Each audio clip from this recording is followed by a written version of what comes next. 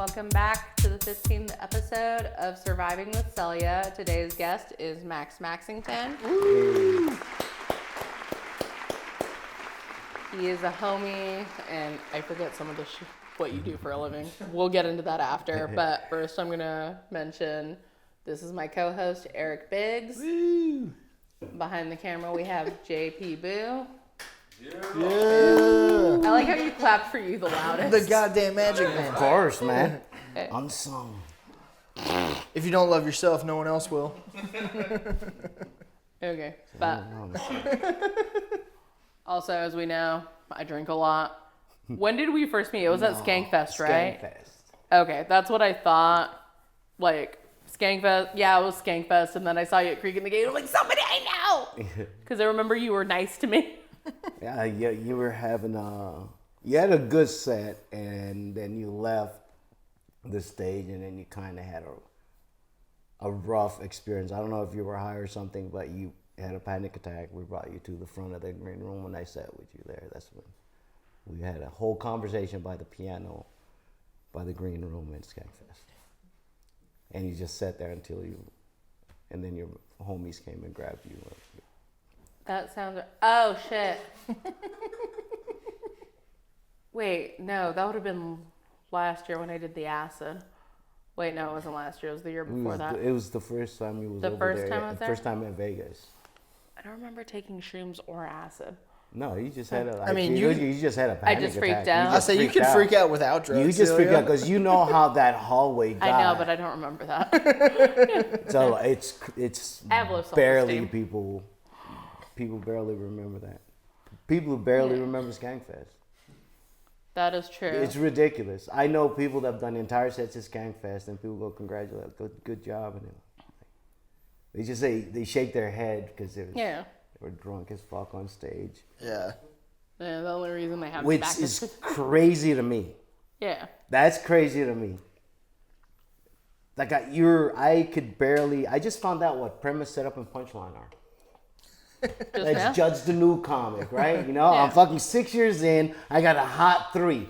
Like, I'm fucking honest with myself. I just figured this shit out. Like, if not figured out, I found out. This is like a guy going, oh, I just found out what chorus and fucking verses were for a song.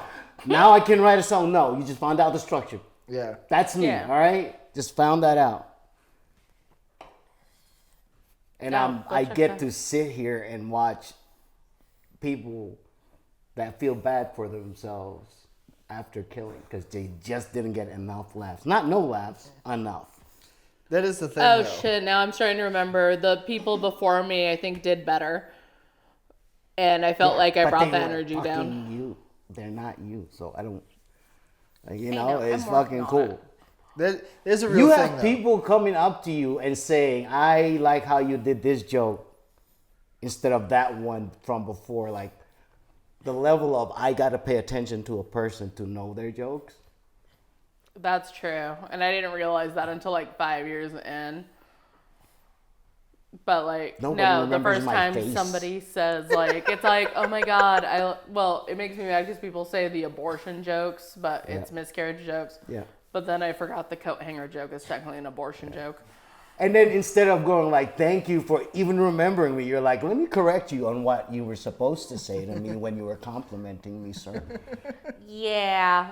The reason for that is because I've had like people come at me on that. Like because it was one time in the audience and I did my miscarriage jokes and a white guy in his 50s, maybe 60s, yelled out, abortion's wrong. And I'm like, I said miscarriage, sir. And he's all like... Good. And he's like, what's the difference? That's God's abortion. But that's a good comeback. But he's all like... Miscarriage is God going, that one, not so much. Yeah. Like, Yeah, but you get forgiven for a miscarriage. Yeah. Yeah. But that was the thing. He's like, it's the same thing. And I'm like, no, it's not. An abortion is my decision. A miscarriage is God's decision. And I'm like, and who the fuck are you to question God? And the crowd just erupted. And I'm like, fuck yeah. So that's like one of my go-to ones. But yeah, technically the coat hanger joke is an abortion joke.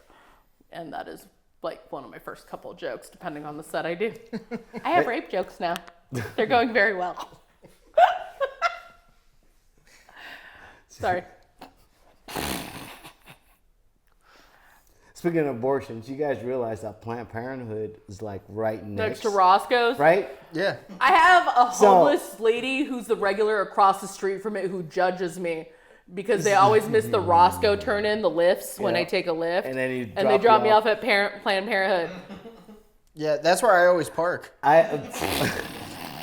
Dude, who's gonna tow you at Planned Parenthood? I'm already having a bad day, bro. Fucking cut me some goddamn slack, okay? No, well, one time I had like 3 shows there in 1 week, and there was the same homeless lady on the corner every time. would just see you get dropped off at Planned Parenthood because every fucking time, different Lyft driver or Uber driver every time, but they'd miss Roscoe, and I'm like, just turn into Planned Parenthood, and then they drop me off there, and I'd get out. But like the second or third time this happens, and this bitch, she's all like, you should stop having sex. And I'm like, I'm going to the comedy club. And she, like, I forgot what else crazy shit she said. And then she goes, oh yeah, maybe do go in.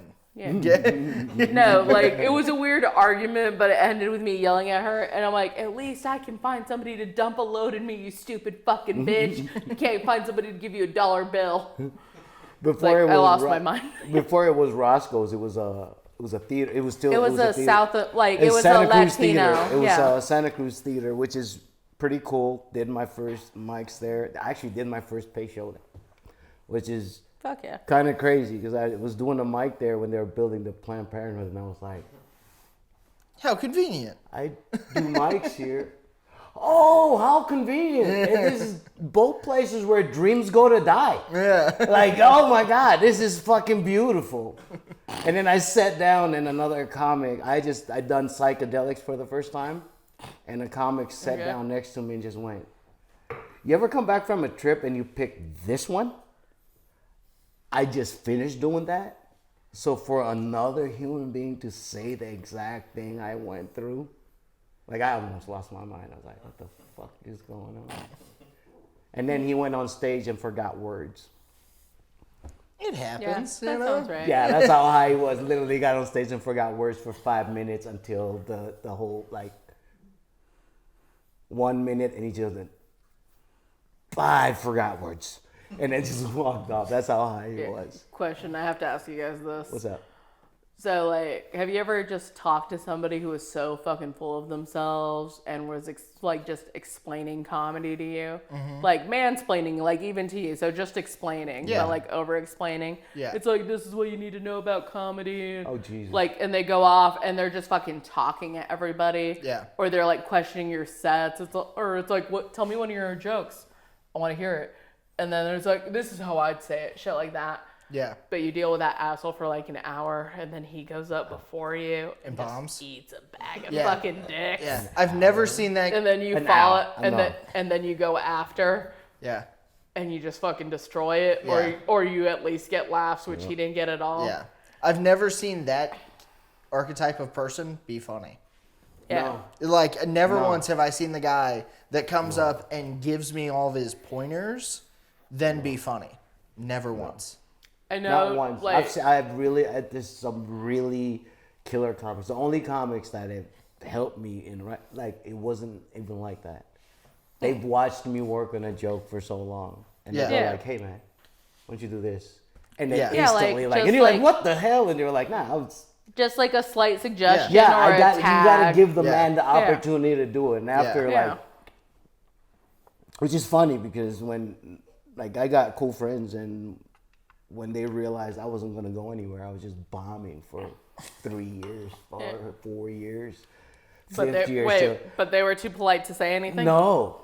They told you? They literally just like one of my homies just went, you know what, since you're not going anywhere, man, this is what premise set up punchline is, right? And it just sat down and literally just, this is what you're trying to say? What? Like, I don't know what this means, and just help me. Like, oh, wow, I just got on here with premises and yelled at everybody about how dumb they were and left. Yeah, you do have to have friends that come up to you and go, I know what you're trying to say. Yeah. But this is where you're losing people.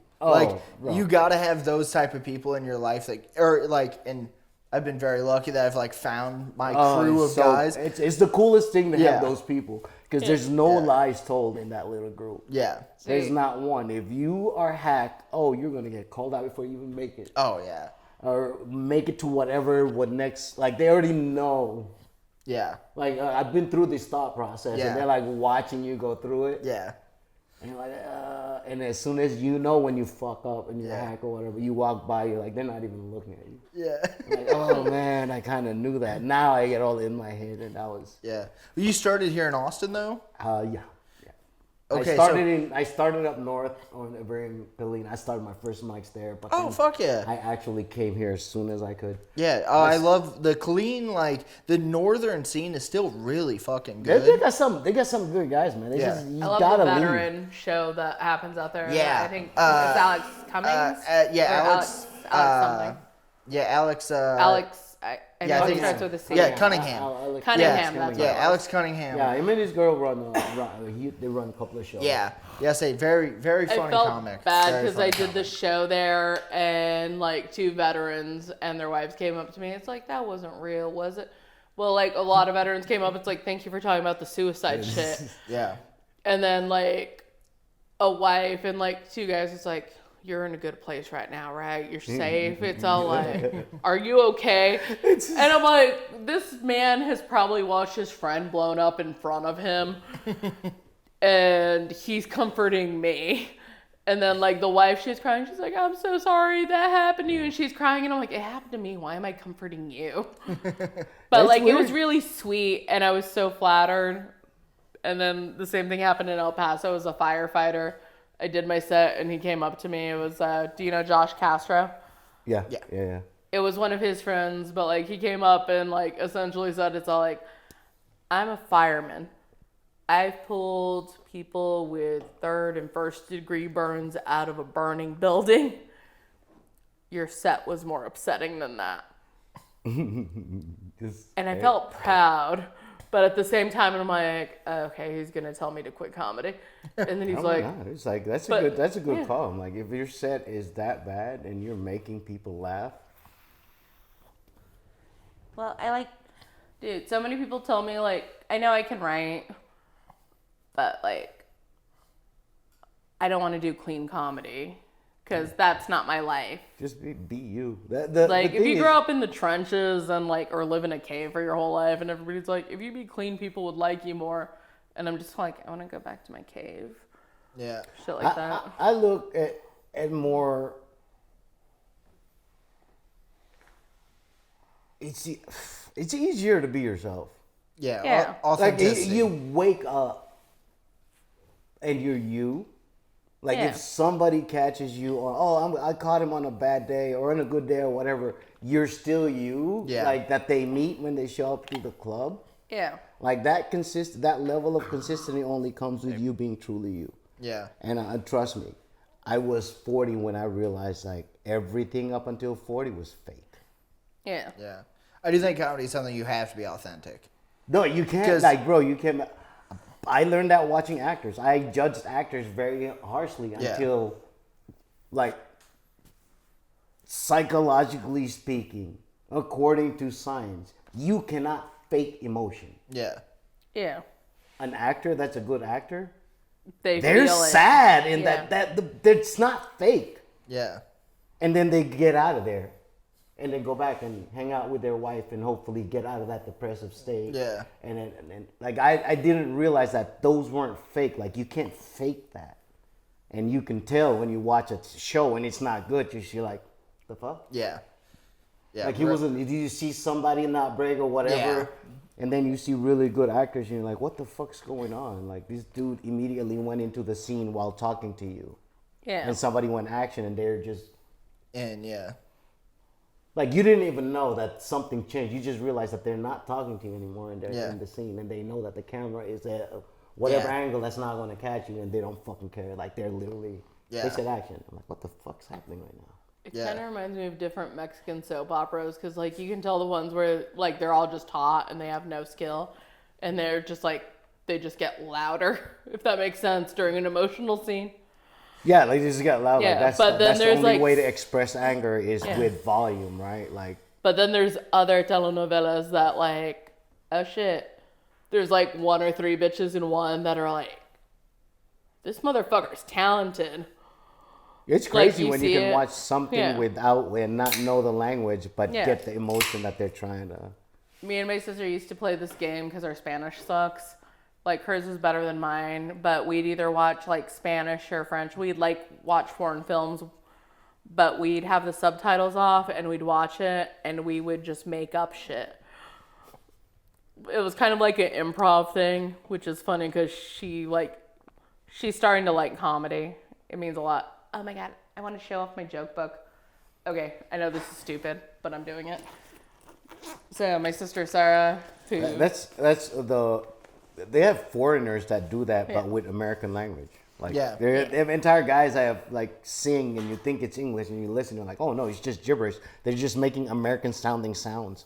Oh, that's true too. Like, I don't know if you guys are familiar That's with like, you just Sailor reminded Man. me of that because you said you guys would watch the film in a different language and just but we'd mimic make the shit sounds up. and make up. Oh my God, there's so many tangents I want to go on this, but see, this is why I shouldn't smoke weed.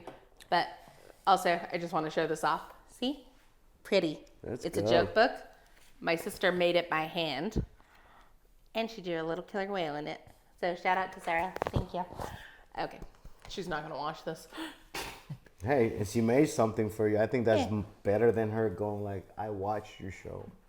I mean, She does watch shit now. Like, she subscribed to my YouTube, and like, I asked her, it's like, when you leave the house and the kids aren't there, can you just go to the reel of my stand-up on YouTube? And I tell her to do it with Birthday Boys too. Goddamn right. But just hit play, and then I'll just play nonstop while she's at work, so it gets the views It again. gets the views. Yeah. And she alternates between hers and my nephew's YouTube. I just go live for a ridiculous amount of time. It's I need to weird. get better at that, but I don't think I'm that interesting. Bro, there's people that turn on the camera and go to sleep and rack out thousands, if not millions of views. Okay.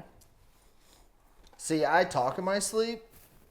Yeah. They don't need to know. They don't need to know what demons I'm talking to. The only thing is, I don't want any family member. Boy, if any of my family members subscribe to that shit, ooh, Lord. Yeah. Do you So you've been doing about 6 years? You said. 2019 till now. Did you have the thing whenever you started doing comedy that it felt weird promoting yourself on like an internet space? No. Okay, see, because that was something I know whenever I started. I felt weird, like, being like, oh, go check out my thing. I think the only time I promoted something is because homies were putting something together and I was involved in it and they invited me and I would promote that stuff for them. That's how I know, like, Alex Cunningham, those guys. Yeah, absolutely. Connor, like, that's how I started those guys. I just thought that was comedy. Then I realized, oh, shit. Like, people are paying. Yeah. I don't even know what structure is. Imagine somebody paying you to come and see a band and you don't know what a fucking chorus is, bro. Like, you see how that doesn't make sense? Yeah. Just the military mind in me went, what are you doing? Yeah. Like, what are you doing? You're not even in basic training and you're like, I'll go on this fucking mission to make people laugh. Yeah. All I did was depress people. Yeah. Has it been weird, like, seeing the change in the Austin scene? Because you've been here the whole time, you said, right? It's been really cool. Oh, shit. Yeah, so you've been here before, like, the pandemic. Yeah. Yeah. And, like... And then right as it started, so you saw the 2019. changing of the old guard to the new guard, if you will. Yeah. Why did I say that? All I've been watching Elizabeth and shit. Sorry. All I've seen is that if you work, it works. Yeah. If you write jokes, it fucking works. If you try to do it any other way, Yeah. like social climbing, let me get to know so-and-so. Yeah. It Though gets that weird. does work for a while. You know what I mean? But you got to think. Like I said, what are you? I respect all comics, man, because I was 40 when I started this. That's wild. How old are you? I'm 26. Bro, your prefrontal cortex just fully formed. Yeah, I started comedy at 19. Oh, yeah, that's right. Right? Yeah. That's right? when they humans, say you should, humans like... from conception until 23 to 26, Yeah. you're outsourcing your prefrontal cortex to parents, society, and now a cell fucking phone. Yeah. And you wonder why everybody's growing up fucked up. Yeah. Yeah. You know what I'm saying? Like, anyway, cycle. I completely went on tangent. Yeah. I'm fucking high too. You know, it's like, Yeah. what were we talking about? The goddamn like- lizards. Yeah, exactly. Like they don't like. That's why we it's- shouldn't smoke weed before the podcast. I didn't like. It's just like I started this shit and we realized like We didn't smoke who am weed. I to ask somebody to That's come and illegal. see me, bro? Yeah. Like, see, the people that I like in comedy, I started liking them. Turns out when they were like 20-something years in. Yeah. Oh yeah. I never saw any of their shit prior to that. Yeah. Yeah. So But comedy's that's a common thing. Like, the comics that you grow up watching, the ones with the specials and shit, Yeah, like, they you were- just see them right away. Yeah. And you're like, okay, this guy's a legend. And you think it's like, they call it overnight success. Yeah. And I think Gabriel Iglesias talks about it too. But most of these comics who get their fucking specials have been doing it like minimum like 9 years, 9 to 15 Grown years. Little Man. Grown Little Man by Kevin Hart. If I'm not mistaken, somebody Googled this before I put my foot in my mouth. Wait, actually, I have my phone. 18 years in, if I'm not mistaken. Grown Little Man. All right. could be. I know him and I'm gonna try and Google this. We'll see how it Okay. goes. You two talk amongst each other. yeah. Yeah, see, I know. It's just so much more work. And Yeah. then to see the people that I thought were good, Yeah. to see them behind the scenes like at Creek, Yeah. and you see somebody murder, and then the first thing they're doing in the green room is rewriting, editing. I didn't like this, and I'm like, all I heard was laughs. Yeah. The fuck are you editing? I need one laugh, guy. Yeah. Yeah. This, my buddy Aaron was like, anyway, I went on this tangent, right? Like somebody said this, so 10 minutes later, I'm like, fuck you, man. I'm fucking like 10 minutes. I'm trying to get. Yeah. I'm hot 3 at 6 years. This dude went on a fucking tangent, 10 minutes, getting laughs, and then came Yeah. back to the set. Yeah, yeah. Say it is one of those, and I think comedy, or it has its own pace for each Yeah. person. I mean, look at Ron White, one of the best comedians of all time. Dude, so good. He got famous at 40. Yeah, He is one of my favorites. You know, like but the structure is so tight. yeah, but he did 20 years of comedy Yep. before. Like I think expecting anything before 10 years is insane. Yeah. Like, you got to figure out what you're doing first.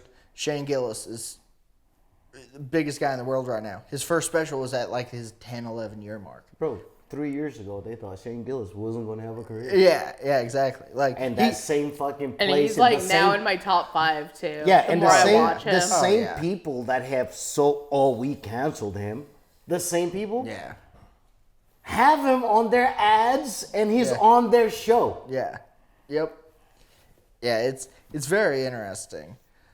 So Just be the same thing long enough. Yeah. All the cycles go through, but if you've been the same, everyone goes, oh, yeah. yeah, it's easy to be authentic. It's all you're ever doing. Yeah. So you started comedy. You said you started at 40. Yeah. So at 40, it's 6 years ago. You're now 6 years into the comedy scene Sam, of like all the like can you changes figure out and everything this like Kevin that. Hart thing, which we'll probably completely forget What's kind about. of been like the big thing like in this scene that's kind of surprised you the most? Like, is there anything that you're like, oh, I didn't expect Oh, yeah. this? The With the amount of feline comedy? AIDS. Sorry. Comedy is just the military without the violence. Okay. It's literally just really None of diverse. these bitches can throw a punch. It's just really diverse. Yeah. It's really diverse, really rough language. Hell, even the same amount of suicides and abortions. You know what I'm Yeah. saying? As many Yeah. strippers getting fucking. That's a solid point. I'm just saying. I'm just saying. so All many the people comics who coming got back and chlamydia. killing themselves and all the grunts fucking the strippers, we got the same abortions and suicide. Yeah. I was freaking 5 years into the comedy, and then at one of the greatest festivals of my life, shout out to Skankfest, Woo! and then Wait, somebody, one of the owners goes on stage and she goes, "Let's have a moment of silence for a friend of mine, a comic." Yeah. While I'm at Skankfest, I Yeah. killed himself. Yeah, that was rough. I'm like, Yeah. I'll say. yo, I didn't leave the military. I just left the violence. Yeah. You know what I'm saying? That's it. And then came here, Yeah. and everybody is doing the same thing, inflicting the violence on themselves, whether emotionally or physically. Yeah. Because you're either going to kill yourself, you're going to berate yourself, or you're going to hit a jiu-jitsu gym That's that's what veterans do. Wait, do you do jiu-jitsu? I'm not fighting ever again. Well, we can roll. That's what I'm saying. No. Okay, fine. I'll No. fight a jiu-jitsu buddy. I was someday. in my 30s when a kid who was 18 years old walked into the gym and had no ears. And I was like looking at my buddy going like, oh, bro, we ain't even amateur. Like, we're done. No, we're not fucking doing this. Yeah. Besides, I love you. Why do I hit your face every fucking Wednesday and Friday giving you CTE? You could barely remember you. There's an entire country that wants both of us dead. Yeah. Now let's go home and try to kill each other. Yeah. No, it was weird. Yeah. It's just Well, weird. you can safely practice without it being too violent and shit. No. Like, Fuck you jujitsu. can, like, that's how I was trained, but, like, my grandmaster, it's like, all right, so we're gentle with our partners. At the same time, just keep in mind, if you close that fist all the way and jam it with all your strength, you will fuck up their face. Or, like talking about pressure points and weak points and shit. But it's like, we're nice to our partners, and then, like, we'd say tap, because, like, Hapkido is, like, kind of like jiu-jitsu, but standing. But, like, doing joint locks and stuff, like, could I see your hand real quick? But basically, when you start to feel pain, you'd say tap. Ah, Hey. that hurts. Yeah. Why would you hurt me? I'm small. Well, that's why you said Celia, tap. I'm fucking small. Why would you twist my arm? Dude, the smallest guys are the ones who fucked me up in jiu-jitsu. This is true. Dude, goddamn- Actually, here's the honest truth. I Wiry. quit fighting because a chick walked in and I underestimated her, and I know what both her knees taste like. So I just stopped fighting that day. Sounds hot. Bro, no, it was one of those you. like, this is how you avoid getting kicked in the face, is you make sure you don't have your face there for the knees to come up. Yeah. So I moved my face, except I moved my face outside, and it turns out that's not where you put your face either, because her fucking knee came out on this side. Dude, my hair used to be So down. I moved it to the other side, Yeah. Fair. and then I walked out.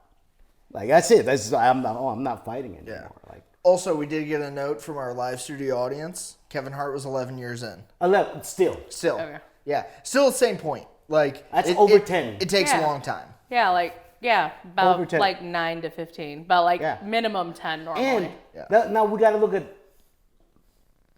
like, an example I like to use is because I've seen him. I like watch, like, he's pretty cool. Is like, there's people that go, I've done the same amount of comedy as, say, somebody else. Mm-hmm. And what they mean to say is, I've done the same amount of years Yeah. doing one mic a week. Versus the other person was doing it the same amount of years, doing 7 mics a week. Yeah.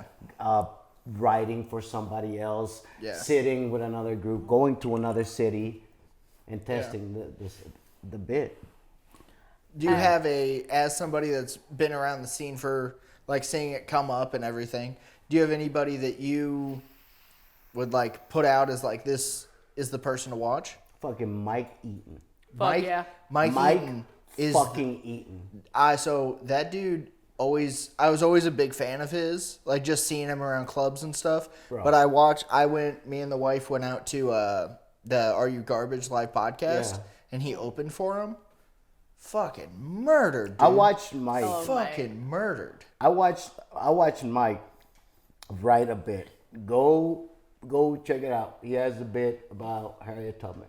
Yeah. Yeah. Right. I watched him literally. That's I think he had just written it because he was at a mic, and then you just saw him going like, fuck, let's get this over. And it's like you could see the like, oh no, if this doesn't go right, It's gonna be I'm very just a racist guy on stage, Yeah. right? And I'm gonna have a giggle on my face. Yeah. I'm gonna be smiling, and everybody's just offended. And then he goes up, and it was funny. And then by the next time he goes up, it's boom. I'm like, holy shit, that's Dude's good. fast. Yeah. Yeah, say that Harriet Tubman bit is fucking fantastic. And here's the other cool thing. When we talk about how about be doing the same amount of years and the same amount of comedy, Yeah. Mike counts minutes. Yeah. No, go look on his fucking Facebook. He will post how many minutes he did last year. Wow. And it is Nice. what you measure gets better or grows. Yeah. And this motherfucker is measuring minutes. Yeah. That's cool. That's a good way of looking at it. Because So, I mean, that's he would end of the night, and this is he shows up at Creek at the patio, and he goes like, "Man, I did this, and like it's not a brag. It's like you can see he's like I did this many minutes of comedy. That's quantifiable, bro. So you can't go home and go I didn't do what. No, he goes home and says, oh look, there's actual time on this shit. Yeah, that's awesome. And the fans spoke the other way. His car died on his way to a tour. He made one post. Got another car. Damn. That's good shit. Got another car. Fuck yeah. And I'm like, that is you being a decent human. That is not, that's you being a decent human. Yeah. And being honest, going like, you're following me? Well, guess what? This is what I'm doing. Yeah. Yeah.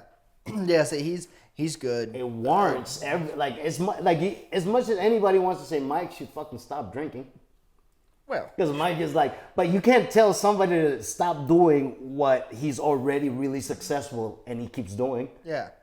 Look, the booze, we're a big fan of the booze on these podcasts, okay? Right? You know what I mean? Like, that's weird. It's just like somebody telling me to stop smoking weed. Like no. Like, to be fair, I do think I should stop. Or at least slow down. Hey, as long as you know. I do. Because the kicker is, it doesn't matter if the rest of us know. Yeah. You know what I mean? Yeah. No, it's hard to I know tell you're a good shit, fucking comic. But yeah, the only time people can actually intervene and have an intervention is when you're hurting other people. And I forget the other thing. Or if it's like... When it hurts, when the pain you'll feel to change doesn't hurt as much as the pain you feel now, you'll change. Have you ever heard the Kreischer? Poetic as shit. You ever heard the Bert Kreischer thing about drinking? Huh. And it's like, if one guy tells you you're an alcoholic, he's fucking with you. If two guys tell you you're an alcoholic, they're teaming up on you. If three guys are telling you, maybe you got a problem. Yeah. You know, it's.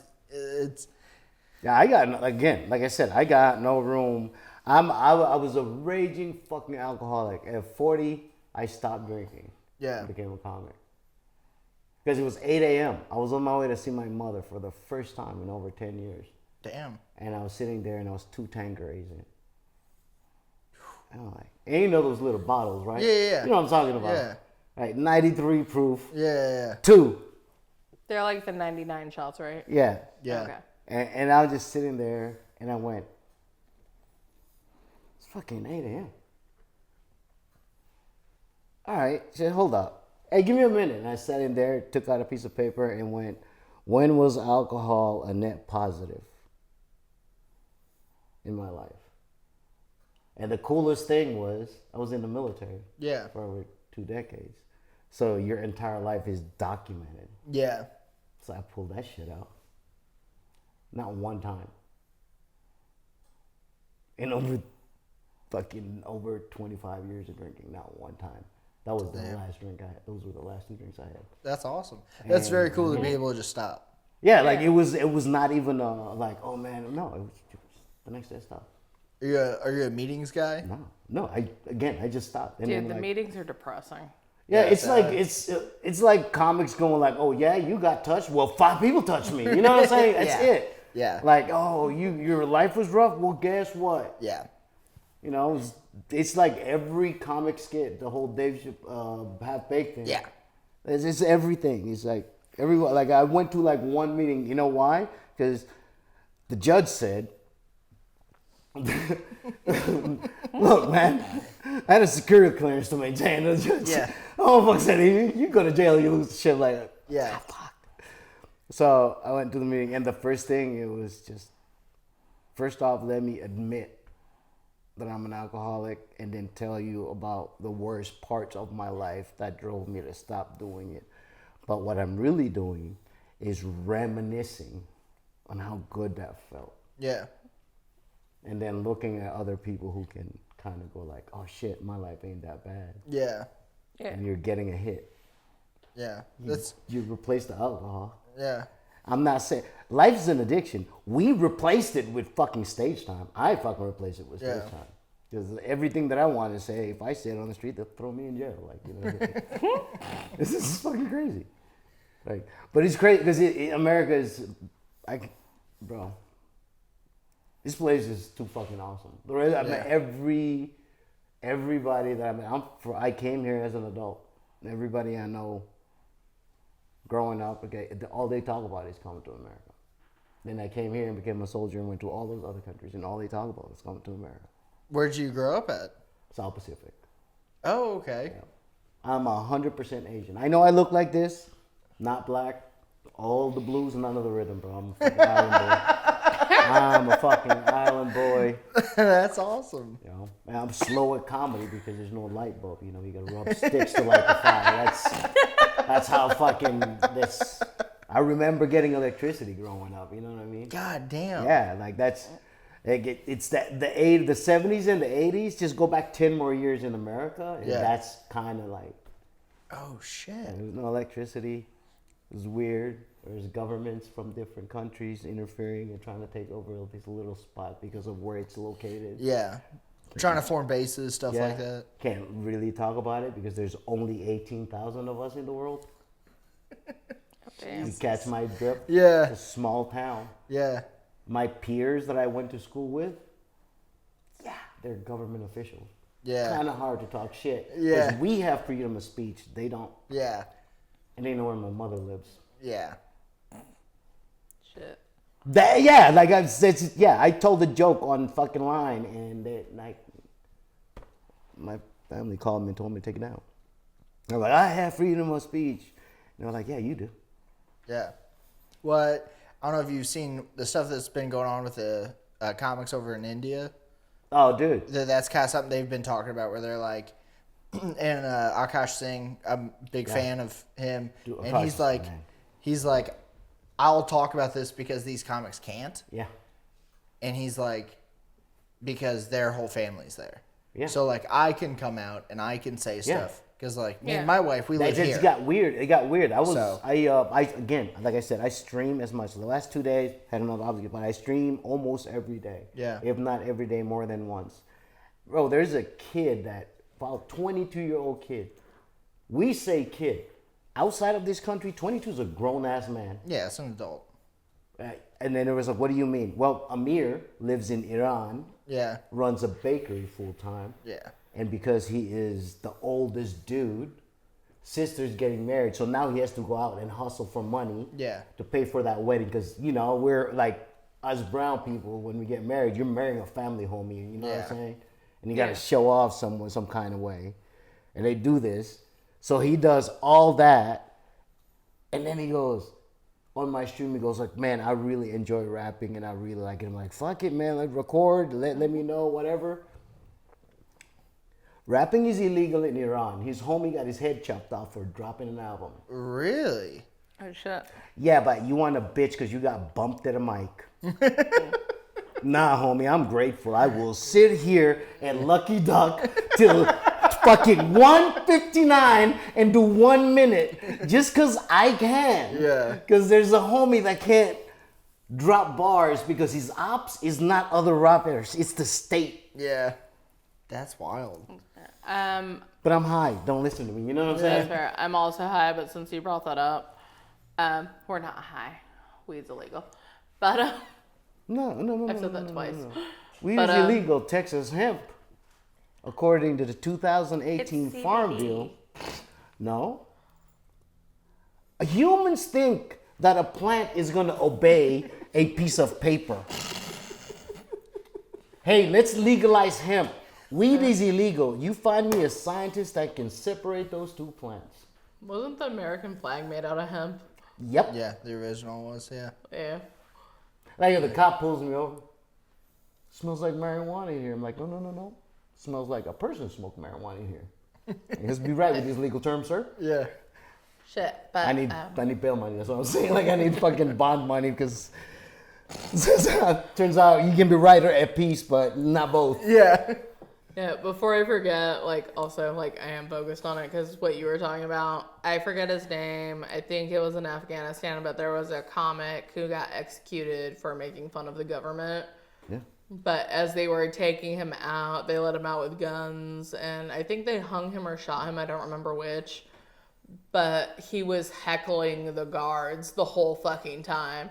He's like, if I'm dying, I'm dying. You're already gonna die. Yeah. I need to look up at his name and post about him again, because, like, I was a badass motherfucker. It's like, I'm dying, I'm going out slinging, I'm working on new material. Dude, fucking, you think that's crazy? Everybody forgets Saddam did that same. That motherfucker was talking shit until, if he could, that head would still be talking shit. His head came off when they hung him. That's what people don't realize. He wasn't, like, his head came off. Oh, damn. Like, when they hung him. And the whole time, from the courtroom to when they hung him, as long as a camera and people were around, he was like, and not one lie was told. But hey, man, I was on this side at the time, so we can't fucking, you know what I mean? I respect everybody I fought over there, bro. Like, everybody here goes, fuck terrorists. Like, what are you dedicated to? Somebody was, let's believe in, let's accept that 9/11 was a fucking terrorist act. Let's assume. I mean, right? Yeah. Let's assume it was a terrorist act, a foreign act. Yeah. Let's assume that, right? What are you dedicated to that you're willing to get in a plane and fly into some shit for just so your family Like to be die okay? for? Yeah. What? Right? You're gonna shit at somebody that has that type of conviction? Fuck the terrorists. No, you didn't have the conviction to stop it. I'd shit on somebody with that kind of conviction. Fucking yeah, I mean we do. You killed like innocent people. Fuck you. You're a piece of shit. Yeah, well, I will say publicly, you're a pussy. You know what? Fuck you. I'll tell you like this. I'll put it to you like this. I see both points, but at the same time, if you were on the plane, would you have tried to stop it? Duh. Okay. You're on the plane. Allegedly. Fucking, you're gonna die. Yo. What the fuck are we talking about? Have you ever been in a situation like that? Yeah, what do you have to lose? Ooh, I got one. Let's just question one thing. You're gonna die either way? Solid point. What were you gonna say? Let's question one thing. Has anybody ever been in a flying plane and tried to make a phone call? I have no idea. No, you can't. You know why? Because this is what I did. Augusta, Georgia, they trained me, learn how to propagate waves with antennas. Yeah. You know what cell phones antennas don't do? They don't shoot upwards. They shoot downwards because people are down here with cell phones. Oh. It needs to go directly to the cell phone. I thought it went up to the towers. The towers are shooting downwards. No. I said, look. This is what I'm saying, right? This is all I'm saying. But fuck terrorists. If your phone, I'll double down on this. Okay, I got you, right? But here's the thing: all the people that were on all those planes that were flying above, well beyond cell phone use, called their families. Yeah. Well, I ain't saying there ain't some fuck shit. I'm just saying, fucking. Hey, I'm high. Question: is there one more beer left? There is it's not. cool. Damn. Okay. You know what I mean? I was just like, it's just the logic. Like, let's not be, or yeah. Or people going like, Tower 7 has fallen down as it's standing behind them. Like, come on, man.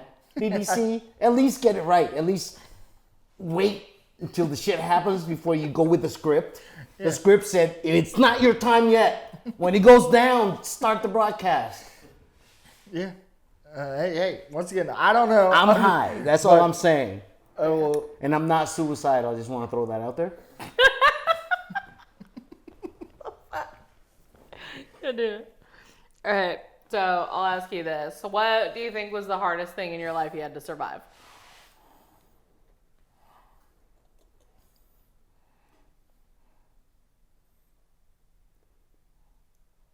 And we're out of time. Just kidding. Yeah. No, take your time. I'm just being an asshole. The hardest? Yeah. My son dying. Oh my God. Yeah. You're the second person on this podcast with a dead son. Yeah. I have a type. Sorry. Do you mind my asking how he passed away? If you don't want to talk about it, you don't have to. No, it's cool. It's in my set. They're going to have to come and see it. But hey, no more child support. I'm a road comic. If y'all don't like that and your viewers don't like that, imagine if all your bills killed themselves yesterday. How much money would you have? To be fair, it's my audience, so they're probably pretty fucking cool with it. Just saying.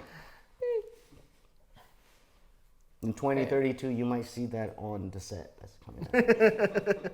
I told you I'm slow, man. I got 3 minutes now. It's going to take a lot of time to get to at least 10 to 15 to put out. All right.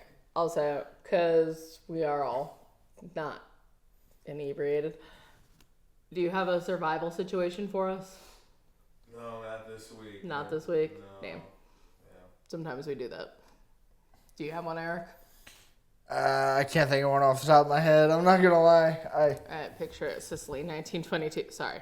No, I was thinking about Golden Girls. Golden Girls. Oh. All right, so do you make money off of comedy or? Yes. Fuck yeah. I do. I write full time. Nice. And then I learned that you can write the greatest joke, but the whole point of comedy is if you don't know how to deliver it on stage, which is the craziest thing, because I proved it to myself that it's the only art you can't practice without an audience. Yeah. I broke my leg skateboarding and hit for 6 months and came out, played the guitar, and got a record deal. Because you can hide and learn to play guitar. Yeah. Nonstop, fucking 12 hours a day for 6 months. Yeah. Yeah. Like you can hide for 6 months and talk to a mirror and come out and still be at square one. Yeah. It's the only thing that people have to go like, nah, that works and that doesn't work. Yeah. You know what I'm saying? Like it's the weirdest.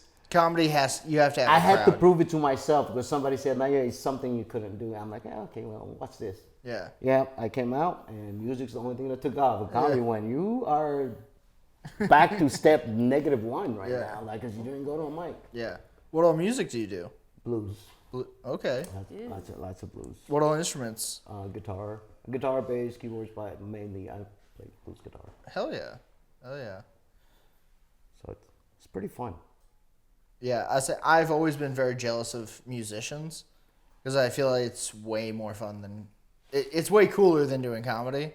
I don't know if it's more fun, but it is way cooler. It's cool, but it's like comedy is the same way. Like we saw the the greatest comics. We only saw them when they're good. Yeah. Musicians are that vain. Yeah. You only see them when they're fucking good. Yeah.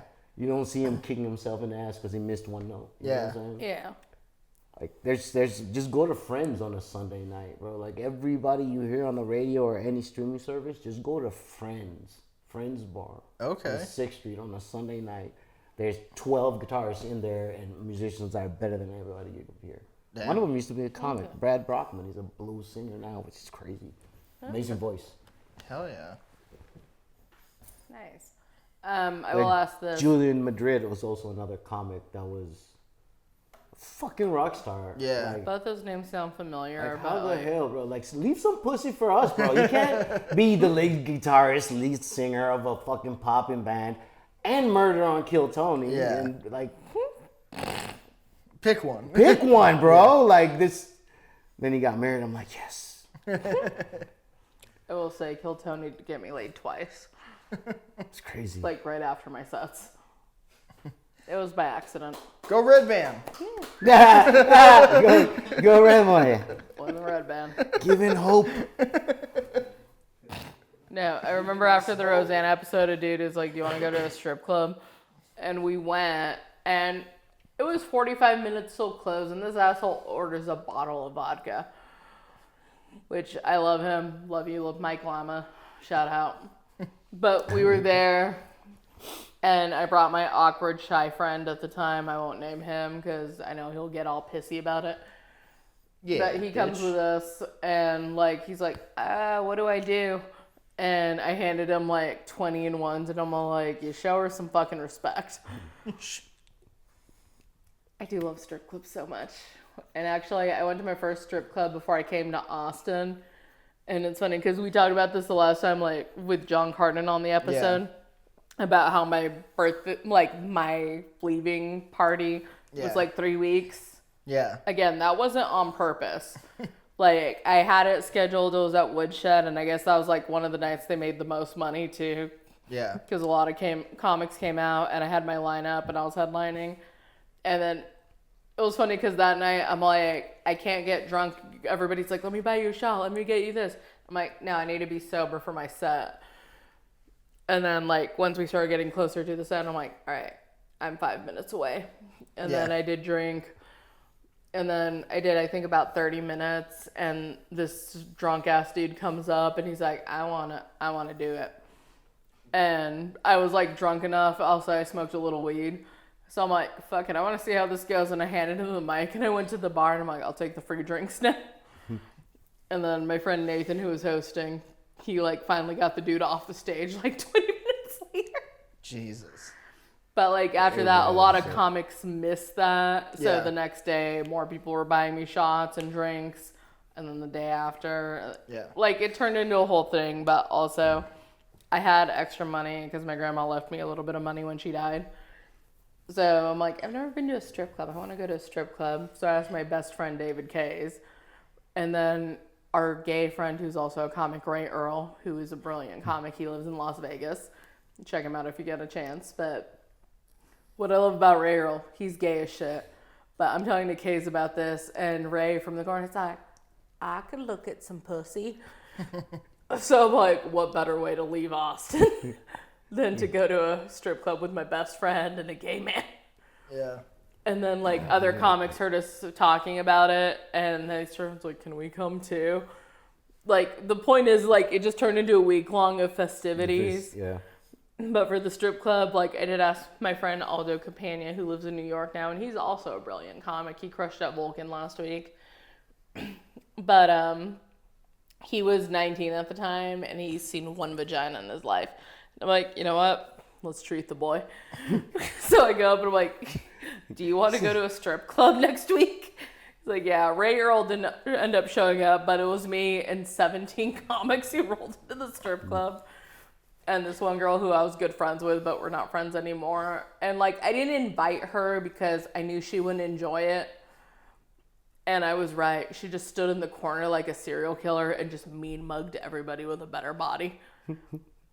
So she was nice to me and, like, two of the dudes in our group. You should get an affiliate code for that strip club and make some money. Get a what? Get an affiliate code for that strip club. Yeah. And if, hey, man, I'm trying to solve problems here, bro. fair. And that's what happens when I get high. You get affiliate, you bring a whole bunch of people over there. Yeah. Just, hey, 10% of what they spend. I'll consider that. Oh, that was the other thing. So Aldo goes, and it's the second vagina, right? So there's two sides of the strip club, which is called Alaskan Bush Company. There's the 21 and up side, and then the 18 and under side, where 18 and under is full nude. Yeah. In Arizona. But me and my homeboy David K is walking right when Aldo is there, and I'd give him some money before.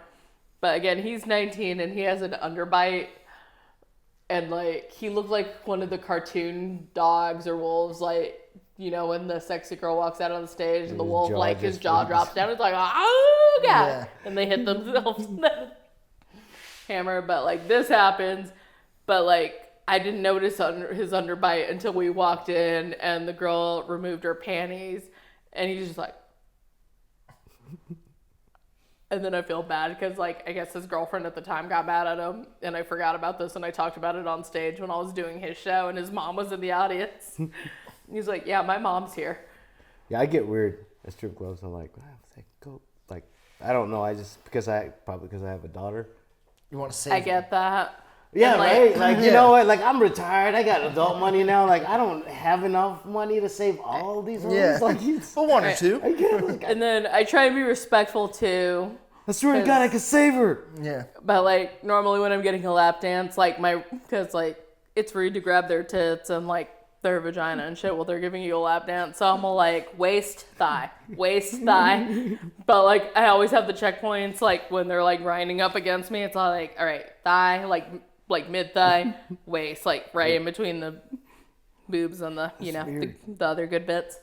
But it's like waist, thigh. But I'm always paranoid the whole lap dance, and those are the words going through my head. It's like waist, thigh. Just like with the advent of all this fucking sexual assault and stuff, strip clubs still exist. I don't know if we can post that. Just joking.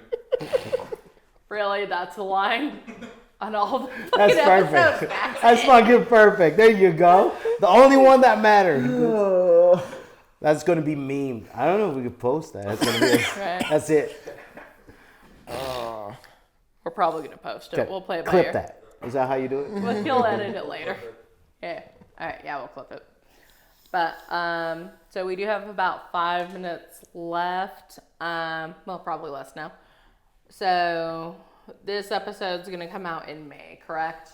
Yeah. Because we're skipping March and then April, and then you're the May episode. Okay. Do you have any shows in May that you want to plug, or do you have a podcast or any events? No. Or things to subscribe to Instagram, YouTube? Yeah, Pothead Chimp on all platforms. I'm active on Instagram and real active on YouTube now. So you guys come check out. I literally do the same thing I just did now on go on tangents for hours. And the crazy part is there's people from the other side of the world who actually don't mind listening to it versus my friends here who walk away going, the Jehovah's Witnesses are outside waiting for me. I got to go, Max, right? You know what I mean?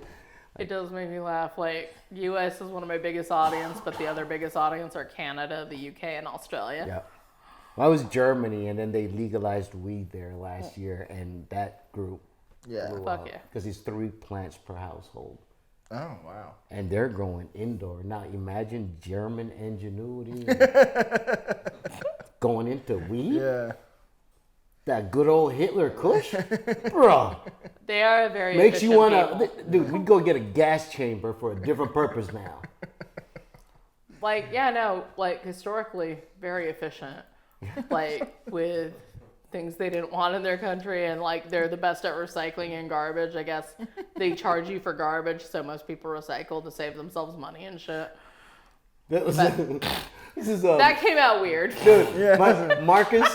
Marcos Olin is the best one. He was like, "You want to be a citizen of America? Like, yeah, but you got to fill out this paperwork." Oh, I'm German. Where is the paperwork? Like, I'm good at that. Yeah. He's a working comic in Austin right now. Nice. Eric, do you have anything going on in May?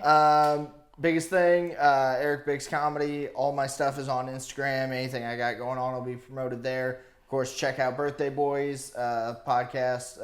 Host this whole channel. Check it out. Like and subscribe to that as well. We got new videos every Monday coming out. But yeah, I say that's pretty much anything I got going on at that point. It'll be up there. Fair. And yes, again, this podcast is produced by the Birthday Boys podcast, so it's on their channel, so check that out. I have my own YouTube channel, which needs more content, really, so I just subscribed to this one, honestly.